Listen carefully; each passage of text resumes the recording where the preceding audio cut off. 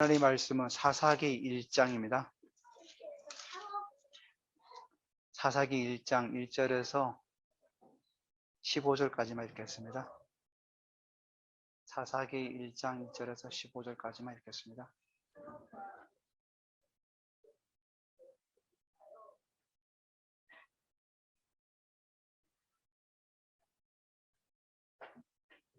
사사기 1장 1절에서 15절까지 읽겠습니다.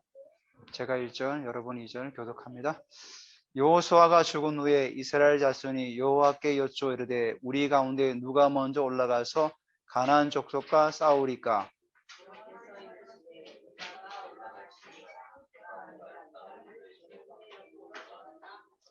유다가 그의 형제 시몬에게 이르되 내가 제비 뽑아 얻은 땅에 나와 함께 올라가서 가나안 족속과 싸우자. 그리하면 나도 내가 제비 뽑아 얻은 땅에 함께 가리라 하니 이에 시몬이 그와 함께 가니라.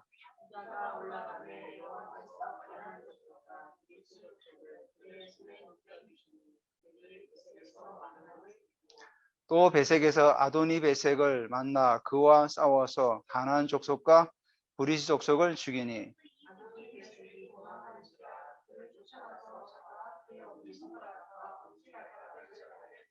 아도니 베색에 이르되 옛적에 70명의 왕들이 그들의 엄지손가락과 엄지발가락이 잘리고 내 상 아래에서 먹을 것을 줍더니 하나님이 내게 행하신 대로 내게 갚으심이로다 하니라. 우리가 그를 끌고 예루살렘에 이르렀더니 그가 거기서 죽었더라.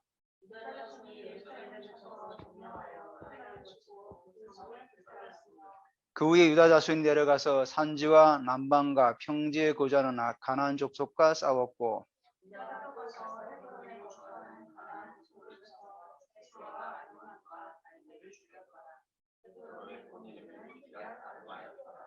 거기서 나아가서 드빌의 주민들을 쳤으니 드빌의 본 이름은 기랴세벨이라.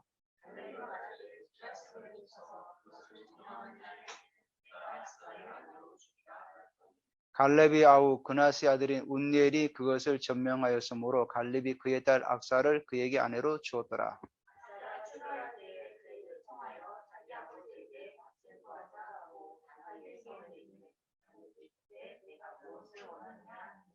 이르되 내게 복을 주소서. 아버지께서 나를 남방으로 보내시니 샘물도 내게 주소서 하며 갈렙이 윗샘과 아랫샘을 그에게 주었더라. 아멘.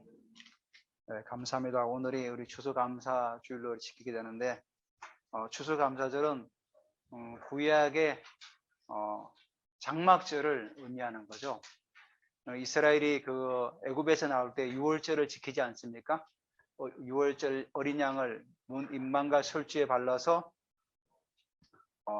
그들이 이제 구원을 받게 되죠. 그래서 거기서 50일이 지난 그날을 이제 그 오순절이라고 하죠. 다시9일 그 다음 날. 그래서 뭐 77절이라기도 하고 또 오순절이라고도 하죠. 그래서 또 때로는 뭐 초실절, 첫 열매를 거둔다 그래서 그 오순절이 지나고 이제 곡식을 거둬서 장막에 집어넣는, 그래서 장막절, 지금은 추수감사절. 그래서 뭐 현대 추수감사절은 미국에서 이제 유래가 되었죠. 근데 근거는 성경에서 구약에 근거된 그 의미를 가지고 우리가 지키고 있는데 오늘 우리가 추수감사절을 지키게 되었습니다. 한 해 동안 물론 지금은 우리 도시 사는 분들은 농사를 짓지는 않지만 우리가 한 해 동안 또 하나님의 은혜 가운데 건강하게 또 우리가 또 살아왔음에 감사하면서 하나님께서 우리에게 건강 주셔서 우리가 일터에서 또 일을 하고 우리가 또 생활할 수 있다는 게 얼마나 감사합니까? 그래서 우리의 삶 가운데 늘 감사가 여러분 끊이지 않으시기 바랍니다. 하나님은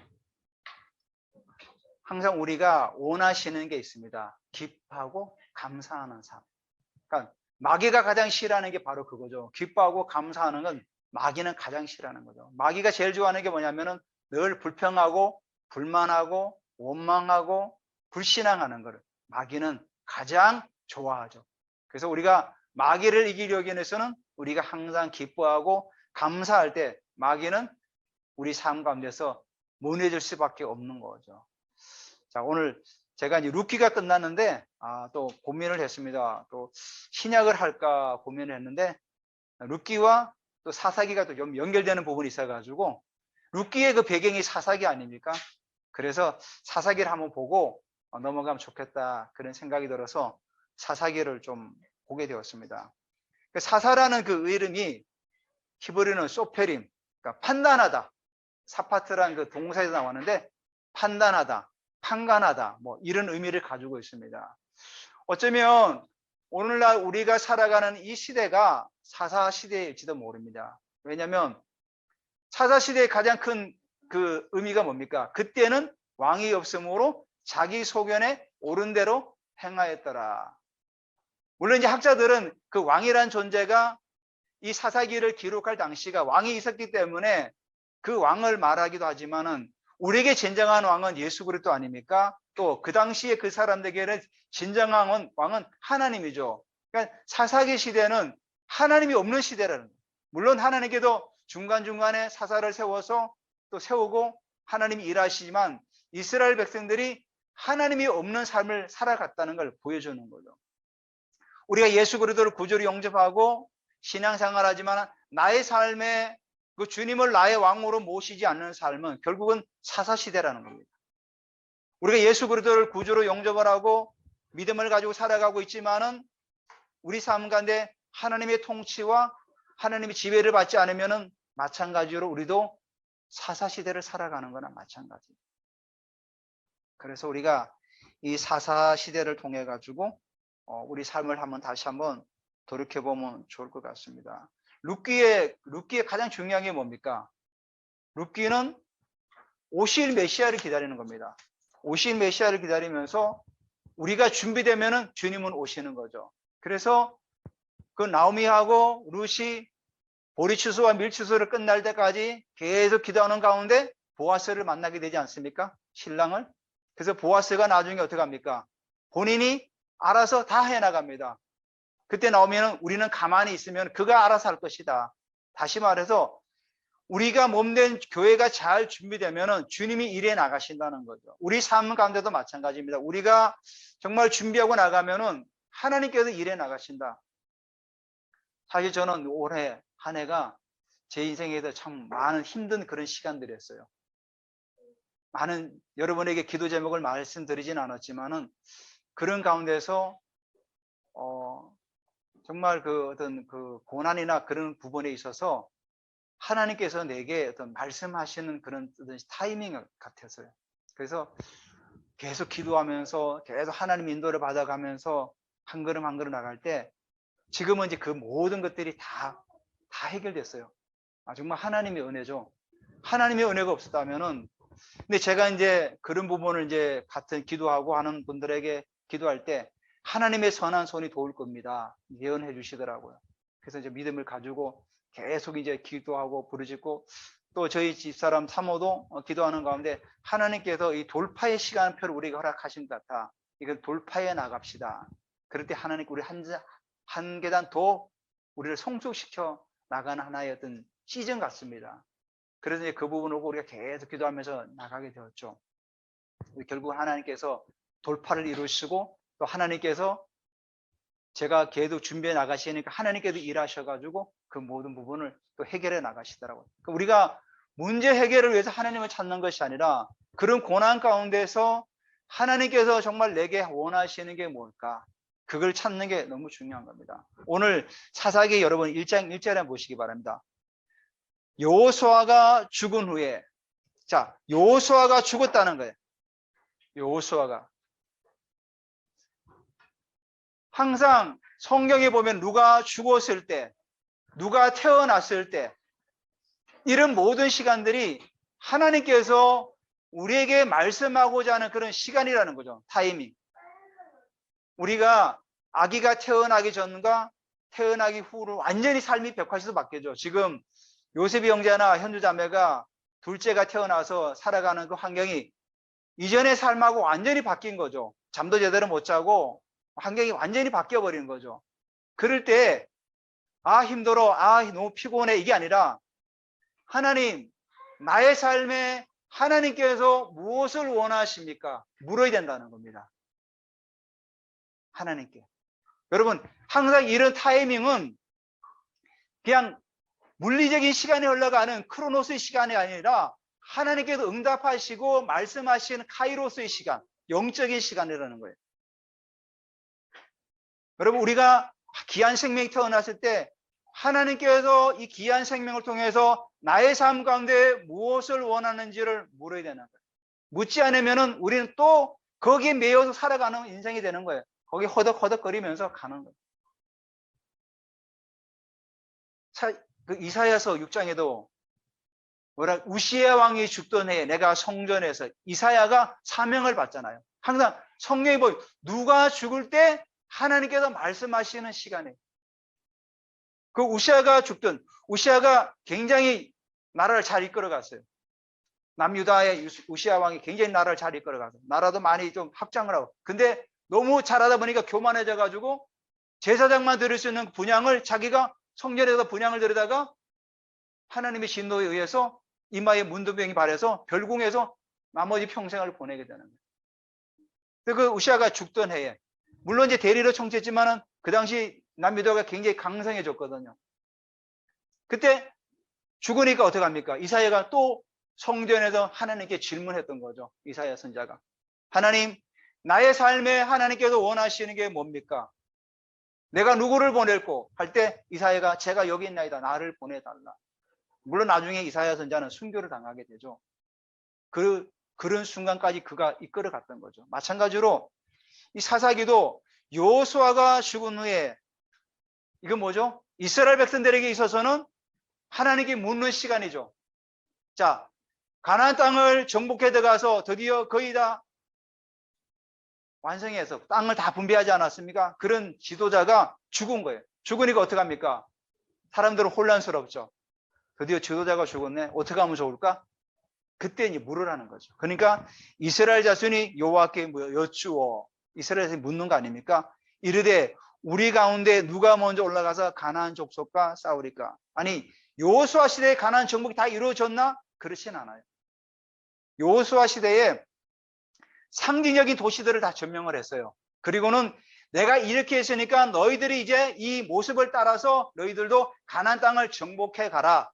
그러겠던 겁니다. 그런데 이스라엘 자손들이 정복하지 못했던 거죠. 그러니까 여호수아가 죽으니까 이스라엘 백성들이 다시 하나님 앞에 선 거죠. 하나님, 우리가 어떻게 하면 좋습니까? 그때 여호와께 여쭈어 이르되, 물은 거죠. 우리 가운데 누가 먼저 올라가서 가나안 족속과 싸우리까? 그때 하나님께서 유다가 올라갈지나.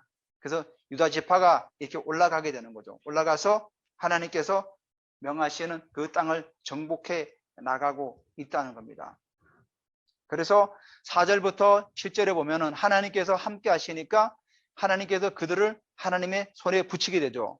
그래서 여기 보면 4절에 유다가 올라가매 여호와께서 가나안 족속과 브리 족속을 그들의 손에 넘겨주니 그들이 베색에서 10,000명을 죽이고 또 베색에서 아도니 베색을 만나 그와 싸워서 가나안 족속과 브리 족속을 죽이니라. 자, 4절부터 7절까지 이렇게 해서 가나안 족속들 한 명 한 명 이제 뭐죠? 그 부족들을 이제 해 나가는 거죠. 이 아도니 베색이, 아도니가 그 왕이란 뜻입니다. 그러니까 베색은 지명이고, 그러니까 베색의 주인이란 뜻이죠. 그러니까 우리가 나의 주인님 할 때 아도나이라 그러죠. 아도나이. 히브리어로 아도나이. 그런 말이에요. 그래서 아도니 베색은 베색의 왕, 뭐 주인, 이런 뜻을 가지고 있는 거죠. 이 아도니 베색이, 이 사람이 정말로 이게 뭐죠? 아주 잔인했어요. 여기 나오죠. 7절에 옛적에 70명의 왕들을, 그 당시에 도시국가였기 때문에, 도시국가였거든요. 도시국가에서는 그 왕들을 이 엄지손가락과 엄지발가락을 잘랐다는 거예요. 그 엄지손가락을 자르면은 뭐 잡을 수가 없어요. 무기를 잡을 수가 없어요. 완전히 이렇게 완전 불구가 되는 거죠. 그리고 엄지발가락을 자르면 사람이 제대로 걸을 수가 없어요. 당연히 뛰지도 못하는 거예요. 그러니까 기어다니는 거죠. 그러니까 여기 뭐라고 합니까?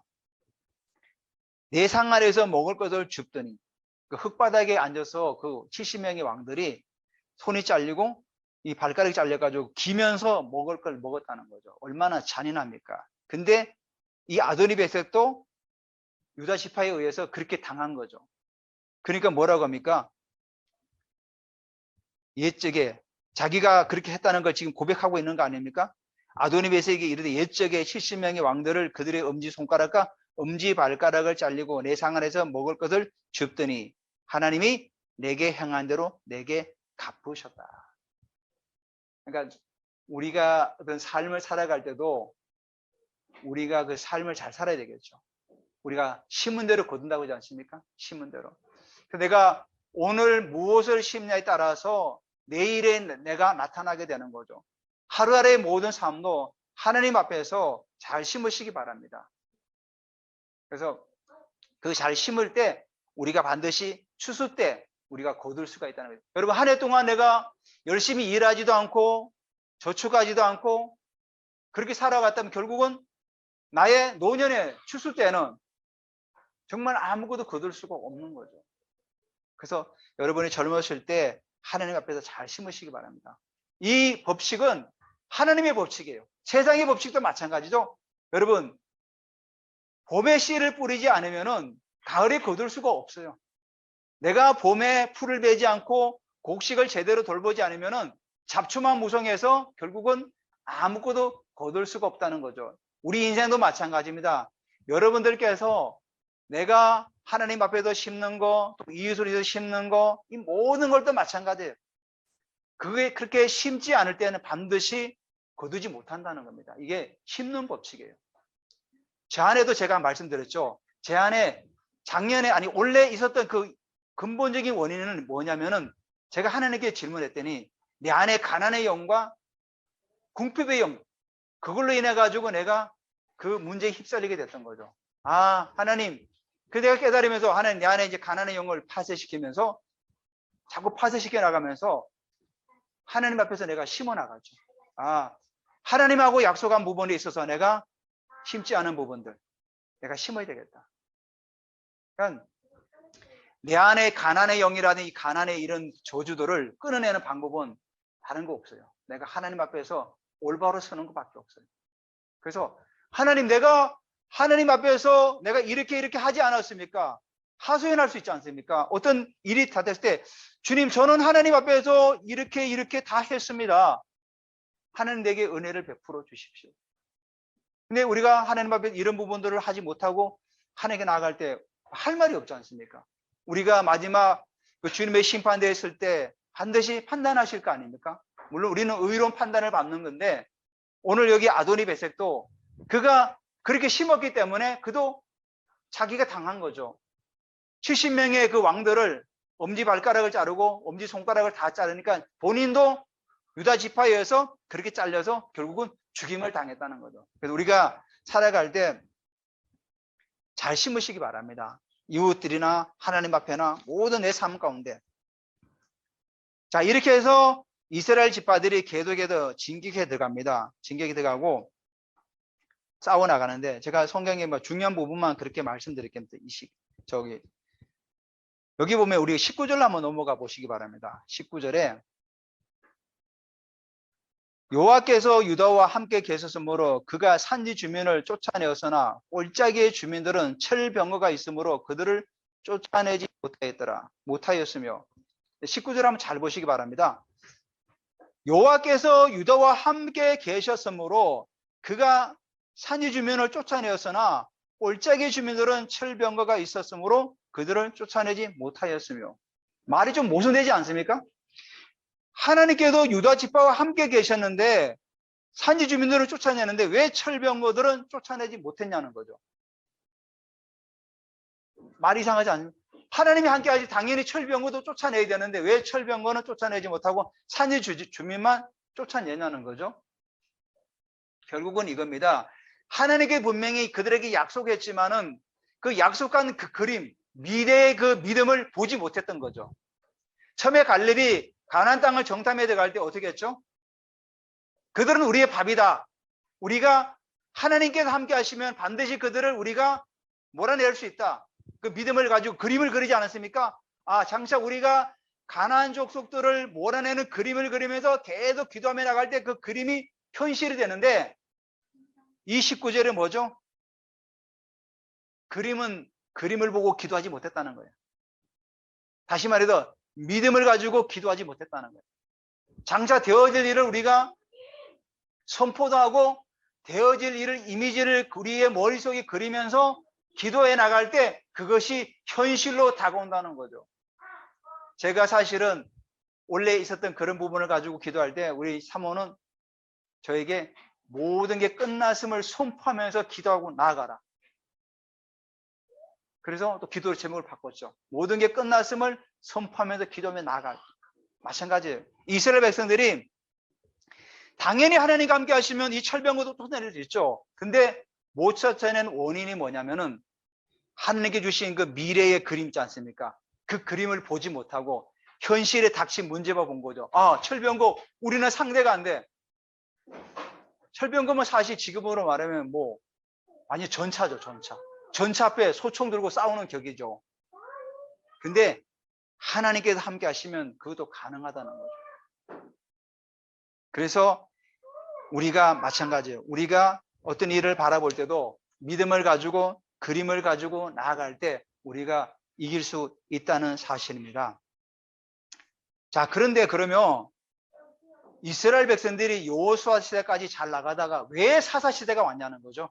왜 사사 시대가 왔냐, 두 번째. 근본적인 이유가 뭡니까? 왜 사사 시대가 왔는가? 이선아, 예배드리자. 왜 사사 시대가 왔냐는 거죠. 근본적인 원인은 가나안 거민들을 하나님 말씀대로 다 진멸하지 않고 쫓아내지 않았다는 거죠. 진멸하지 않고. 그러니까 자기들이 살기에 겪어하다 보니까 하나님 말씀에 제대로 순종하지 못한 거죠. 여기 보면 이스라엘 사명이 나오는데 23절에 보면 루스라는 땅이 나와요. 루스. 요셉 가문이 베델을 정탐하게 하는데 그 성읍의 본 이름은 루스라. 자, 베델이 어떤 땅입니까? 베델이 자기의 조상 야곱이 베델에서 뭐 했죠? 옛적에 자기 조상 야곱이 하란을 갈 때 그 베델에서 돌베개를 하고 잠을 자면서 꿈을 꿀 때 환상에 보였던 장소가 바로 베델입니다. 베델. 베델. 그 베델은 뭐냐면 하나님의 집이라는 뜻이에요. 하나님의 집. 여기 말하는 루스는 뭐죠? 그 하나님의 집을 야곱이 그곳에 기름을 붓고 예배를 할 때는 그 땅을 뺏겨버린 거죠. 루스 땅으로 바뀐 거죠. 그러니까 결국은 우리의 사명은 그 세상의 땅을 하나님의 땅으로 바꾸는 그 역할을 우리가 감당해야 되는 거죠. 그러니까 왜 사사시대가 왔냐? 결국은 이스라엘 백성들이 가나안 족속을 다 쫓아내지 못했기 때문에 세상 땅이 되어버린 거죠. 이태원 땅이 루스 땅이에요. 이태원 땅이 베델이 되었으면은 그 젊은이들이 죽지 않았죠. 우리가 믿음의 사람들이 믿음을 가지고 그 땅을 밟고 그 땅을 오고 기도할 때 그 땅이 변화되는 거죠. 그러니까 우리 신앙인이 경제인들이 많이 나와야 됩니다. 경제인들, 정치인들, 이런 교육계, 7살 영역, 그 영역에 많이 들어가야 돼요. 그러니까 우리 경제 영역에 많이 우리 믿음의 사람들이 들어갈 때 그런 경제가 세상에 그런 어떤 어둠의 경제가 정말 이 하나님의 경제, 복음의 경제로 바뀌지 않습니까? 이태원에 주로 간 애들이 왜 갑니까? 클럽들이 많으니까 거기. 그 세상의 향락들을 막 거기에 빠져드니까. 그만큼 우리 기독교인들이 그 젊은이들을 정말 편하게 놀 수 있는 그런 공간들을 만들지 못했다는 거죠. 그들에게 영향력을 끼치지 못했다는 거죠, 한마디로. 그냥 젊으니까 갈 데가 없으니까 그런 클럽에 가서 하려는 데이니까 우리 열심히 놀고 즐기자. 그렇게 간 거 아닙니까? 그러니까 결국은 우리 기성세대 믿음의 사람들이 그 루스 땅을 베델로 만들지 못했던 거죠. 옛적에 야곱이 그 베델에서 기도하면서 정말 얼마나 외로웠습니까? 형의 그 죽이려고 하는 그 피해서 하란 땅을 갈 때 어두컴컴하고 그 정말 벌판에 잠을 청할 때 그 베델에서 돌베개를 베고 잠잘 때 하나님께서 그에게 꿈으로 환상으로 보여주지 않습니까? 그래서 천사들이 막 오락하는 걸 환상을 보면서 주님 제가 다시 돌아오면 여기에 이 돌에다가 기름을 붓고 예배드리겠습니다. 제단을 쌓겠습니다. 우리가 이 땅에 어느 땅을 가든지 그곳에 우리가 하나님 예배하는 땅이 되게 하시고 이곳에 하나님 임재가 있는 땅이 되게 하시고 우리는 그 세상의 땅을 하나님의 나라로 바꾸는 하나님 땅으로 바꾸는 그 사명을 우리가 감당해야 된다는 거죠. 그래서 세 번째 여기 보니까 쫓아내지 아니했더라죠. 27절부터 마지막 절까지가 쫓아내지 아니했더라. 히브리어로 로 야라시. 야라시가 쫓아내다는데 로가 들어가면 부정어 되거든. not. 쫓아내지 않았다. 왜 쫓아내지 않았냐? 왜 가나안 거민들을 쫓아내지 않았느냐? 이스라엘 사람들이 이 가나안 땅에 들어오기 전에 450년 동안 어디 있었죠? 애굽 땅에 있었어요. 애굽 땅의 농사복은 어떠냐면은 그 나일강 주변에 막 씨를 뿌려요. 막 씨를 뿌려. 그러면은 강이 범람하면은 육지에서 아니 그 상류에서 그 토사물이 굉장히 영양가가 많은 토사물이 같이 휩쓸려 내려가서 그 주변을 다 적세요. 그냥 씨만 뿌리면 끝나요. 그러면 곡식이 그냥 자라요. 그래서 굉장히 비옥한 땅이 돼버려요. 비료를 뿌릴 필요가 없어요. 제가 그 고대 역사를 공부할 때 그렇게 말씀하시더라고요, 교수님. 물론 그런 또 관련된 그 또 책들도 있고. 그러니까 애굽 땅은 농사짓기 진짜 편한 거예요. 그냥 씨 뿌려 놓으면은 강리 범람하면은 그 토사물 중에 굉장히 영양가 있는 것들이 내려와가 다 덮어가지고 곡식이 그냥 자라는 거예요. 근데 가나안 땅은 어떻죠? 우기와 건기가 확실히 나는 땅이에요. 이스라엘 땅은 비가 오지 않으면은 완전 척박한 땅이에요. 물도 고이지 않아요. 물도 그냥 빠져버려요. 근데 비가 오면 범람해가지고 3, 4m 때까지 요단강에 올라가는 땅이 바로 그 가나안 땅이에요. 그러니까 가나안 땅에 농사 지으려니까 비도 안 오죠. 비 한 번 오면 제대로 오면 다 쓸려 내려가니까 어떻게 농사를 지을까? 그러니까 이스라엘 백성들이 가나안의 그런 사람들을 농사 짓는 걸 보게 되는 거예요. 그래서 쫓아내지 못하는 거예요. 보니까 바알신을 섬겨야 되고 아세라를 섬겨야 농사가 잘 된다. 자기들이 지금까지 이렇게 살아왔다. 그러니까 이스라엘 백성들은 애굽 땅에서 농사 짓는 거하고 완전히 다른 거죠. 그러니까 그들을 쫓아내지 못한 거예요. 그걸 보고 배운 겁니다. 그래서 바알 신에게 제물을 드리고 아세라 신에게 제물을 드리면서 농사를 짓기 시작한 거예요. 여러분, 우리가 그래서 문화가 너무 중요한 겁니다. 그러니까 가나안의 문화가 바로 그런 문화이기 때문에 하나님께서 그들을 진멸하라는 거예요. 진멸. 근데 이들이 진멸하지 못한 이유가 결국은 뭐냐면은 먹고 사는 문제 때문에. 그래서 쫓아내지 못하고 같이 살게 된 거죠. 물었을 거 아닙니까? 너희들은 어떻게 농사를 지내느냐? 우리 이렇게 한다. 봄 되면은 바알 신에게 제사 드리고, 뭐 또 가을이 오면은 또 아세라 신에게 제사 드리고, 뭐 이런 예를 들어서 이렇게 해서 제사를 드려. 그러면 하늘에 비가 와가지고 비옥해져가지고 우리가 농사를 잘 지었다. 이런 식으로. 그러니까 이스라엘 사람들이 그걸 보고 따라하게 되는 거죠. 결국은 그래서 이스라엘 사람들이 이 가나안 족속들을 다 몰아내지 못했다는 거죠. 왜? 살아야 되니까.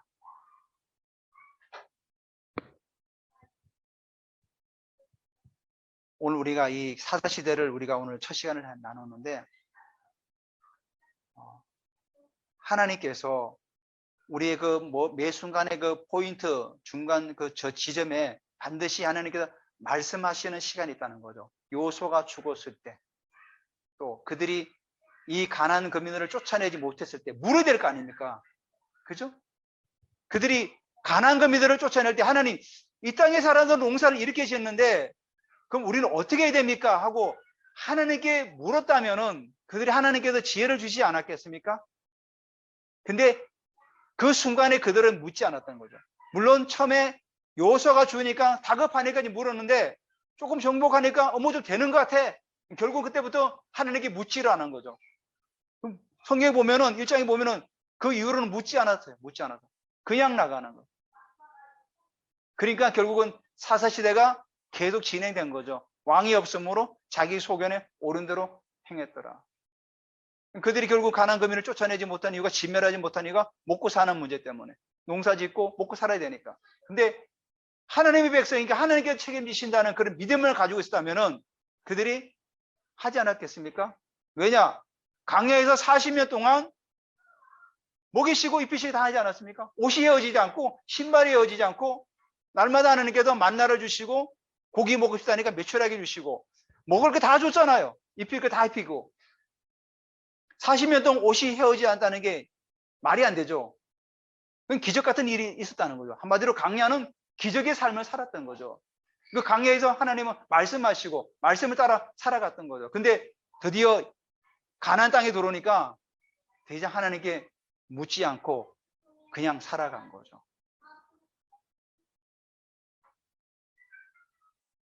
그래서 사사기 2장 7절에 보면은 여호수아와 그 시대 장로들이 사는 날 동안은 여호와를 섬겼더라. 그러니까 사사들이 뭐죠? 여호수아와 그 시대 사람들만 있을 때만 하나님을 섬겼더라는 거예요. 결론이 그거예요. 사사 시대는. 그래서 우리가 세상이 어딜지라도 하나님과 연결된 한 사람만 있으면 이제 그 연결된 한 사람이 바로 사사 아닙니까? 바로 우리가 이 시대의 사사라는 거예요.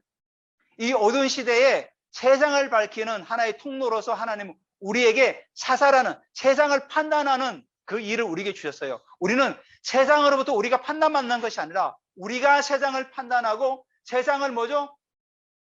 변화시켜 나가는 그런 사사라는 사실을 우리가 꼭 기억하고 한 주간도 아니 우리 삶 평생에 그런 말씀 붙들고 살아가시기를 주님의 이름으로 축원드립니다.